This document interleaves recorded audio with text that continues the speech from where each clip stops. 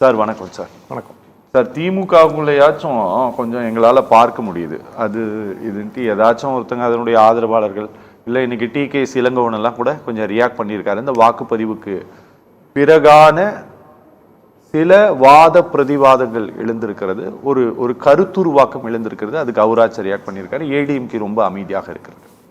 Sir, இந்த polling percentage இருக்கு இல்லையா, இதுக்கு முன்னால் எப்போவுமே அப்படி நிகழ்ந்தது இல்லையா சார்? இல்லை, நீங்கள் முதல்ல இந்த தலைப்பில் திராவிட அப்படின்ற ஒரு வார்த்தை போடுறீங்க.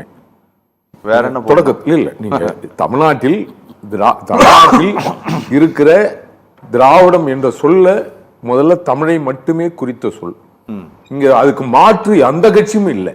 சரி, மாற்று திராவிடம் என்ற சொல் வட சொல், சமஸ்கிருத சொல், சமஸ்கிருத சொல்லப்பட்ட சொல். ஆனால் அந்த திராவிடம் என்ற சொல்லுக்கு மாற்று இங்க எந்த கட்சியுமே இல்லை.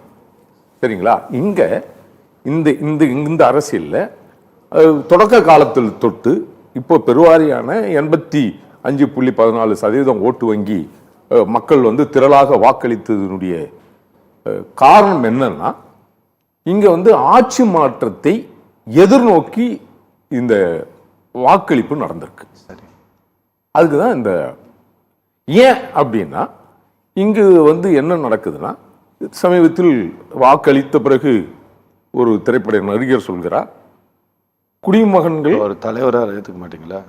இல்ல இல்ல, நடிகர் அவரை சொல்லல, பொதுவான ஒரு நடிகர் சொல்கிறார், குடிமகன்கள் குடிகாரர்களாக மாற்றுகிற ஒரு நிலை தமிழகத்தில் இருக்கு. அதனால் இந்த நிலை மாற வேண்டிய ஒரு சூழல் இருக்கு. ஆதலால் இங்க ஆட்சி மாற்றம் ஏற்படுவதற்குண்டான வாய்ப்புகளும் சாத்தியக்கூறுகளும் அதிகமா இருக்கு. அதை விரும்பியே அந்த மாற்றத்தை விரும்பியே மக்கள் இங்க பெருந்திரளாக இளைஞர்கள் தொற்று முதியவர்கள் வரை வாக்களித்திருக்கிறார்கள். அது ஏன் என்றால் ஒன்னே ஒண்ணுதான், இங்கு ஆட்சி மாற்றம் நிகழ வேண்டும். அது குறிப்பாக புரட்சி தமிழர் அண்ணன் எடப்பாடியார் தலைமையில் ஆட்சி அமைய வேண்டும் என்றதான் இது சரியான கருத்தியல். இந்த பெர்சன்டேஜ் உங்களுக்கு அதை தான் காட்டுதா? ஆமா, ஓகே, ஆட்சி மாற்றத்துக்கு தான் காட்டுது. ஆட்சி மாற்றத்தை தான் காட்டுகிறது. ஆனா இந்த பெர்சன்டேஜ் இந்த 85.15% இந்த சதவிகித வாக்குகள் இதுக்கு முன்னாலெல்லாம் பதிவானது இல்லையா சார்? இல்லை, நீங்க 52 அப்படியே நீங்க பதிவு ஆயிருக்கிறது.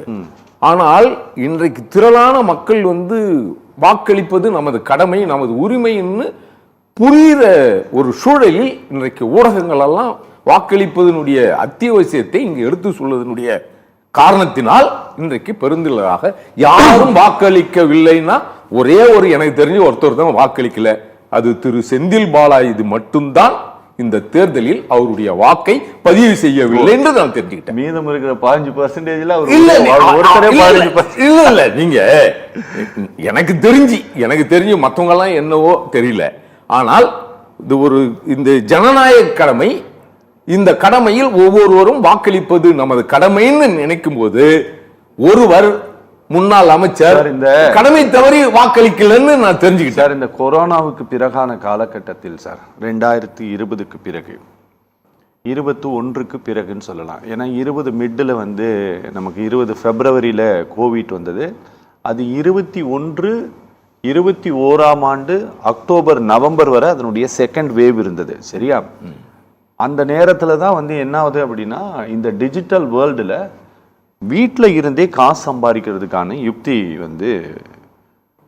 வெளியில பரவலாக ஜனங்களுக்கு தெரிய வருகிறது. அப்போ என்ன பண்றாங்க அப்படின்னா, எல்லாரும் வீட்டில் இருக்கிறதுனால பெரும்பாலான நேரத்தை மொபைல் ஃபோன்லேயே ஸ்பெண்ட் பண்றாங்க. அப்போ இந்த வீடியோலாம் எடுத்து போட தொடங்குறாங்க. அப்போ இந்த வீடியோ எடுத்து போட தொடங்கும் போது என்ன ஆகுதுன்னா, நாளா காலகட்டத்தில் அதன் மூலமாக ஒரு வருவாய் கிடைக்க ஆரம்பிக்கிறது.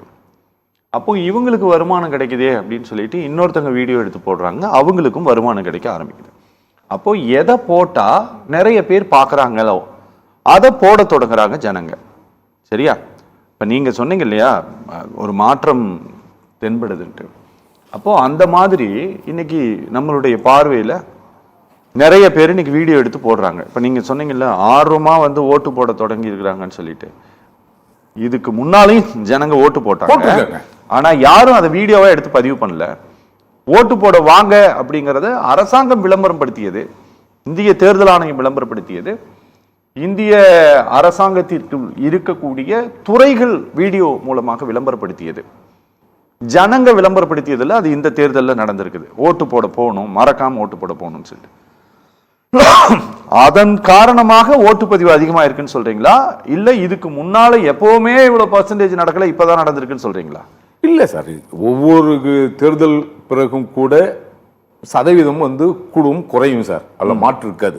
சரி, ஏன்னா சூழலுக்கு ஏற்ற மாதிரி. ஆனா இன்னைக்கு வந்து 85% மேல் சதவீதத்துக்கு மேல் வாக்கு செலுத்தியிருக்கிறார்கள், பதிவு செய்திருக்கிறார்கள் அப்படின்னா ஒரே புள்ளி தான். ஓகே, என்னை பொறுத்த வரைக்கும் ஓகே, இங்க ஆட்சி மாற்றம் தான்.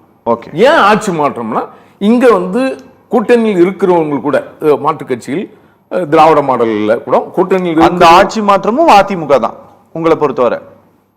ஆமா, நாங்க தலைமை இருக்கிறது தான். உங்க என்டிஏ கூட்டணியில புரட்சி தமிழர் எடப்பாடியார் தலைமை இருக்கிறது தான் இந்த இதனுடைய நோக்கம். அதனாலதான் மக்கள் திரள் வந்திருக்காங்க, வாக்களிச்சிருக்கிறாங்க. ஏன்னா ஒட்டுமொத்தம் தமிழகம் முழுக்க தன்னுடைய தேர்தல் பரப்புரையில் தான் அதிமுக ஆட்சியில் நலத்திட்டங்கள் என்னென்னலாம் செய்திருக்கிறோம் என்பதும், என்னெல்லாம் திமுக அரசினால் இந்த மக்கள் பாதிக்கப்பட்டிருக்கிறார் என்பதும் ரெண்டு நிலையில் அண்ணன் எடப்பாடியார் பிரச்சாரம் செய்திருக்கிறார். அதனால் மக்கள் திரள் இன்றைக்கு வாக்களித்திருக்கிறார்கள் தான் நம்ம பொருள் கொள்ள வேண்டும். சார் நான் சொல்லிடுறேன், ப்ளீஸ் சார், நீங்க சொல்லவே மாட்டேங்கிறீங்க பிரச்சனை. அப்படி இல்ல சார், இல்ல நீங்க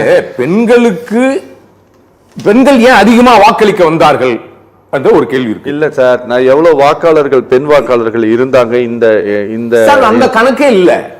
நான் பெண்கள் ஏன் வந்தாங்க வாக்களிக்க பெரும்பான்மையா அப்படின்னா, திருமதி பிரபலதா விஜயகாந்த் சொன்னது போல் இங்கு பாலியல் பலாத்காரம் பெருகி இருக்கு.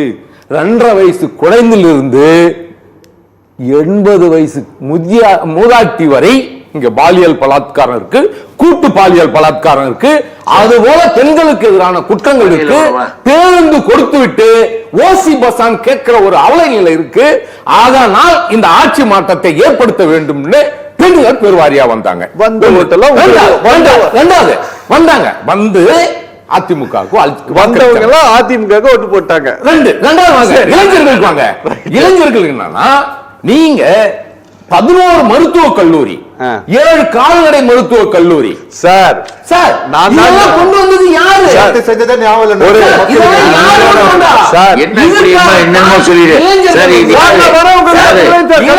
வந்து பெருவாரியான வாக்கு போட வந்தாங்களே தவிர ஆட்சி மாற்றத்துக்கு வந்தாங்களே தவிர